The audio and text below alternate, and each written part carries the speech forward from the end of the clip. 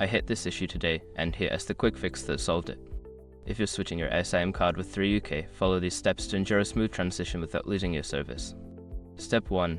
Power off your device. Before you start, make sure to turn off your phone completely. This prevents any potential damage to your device and ensures a safe eSIM card swap. Step 2. Locate the eSIM card tray.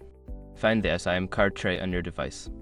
This is usually located on the side of your phone and may require a eSIM eject tool or a paperclip to open. Step 3. Remove the old eSIM card.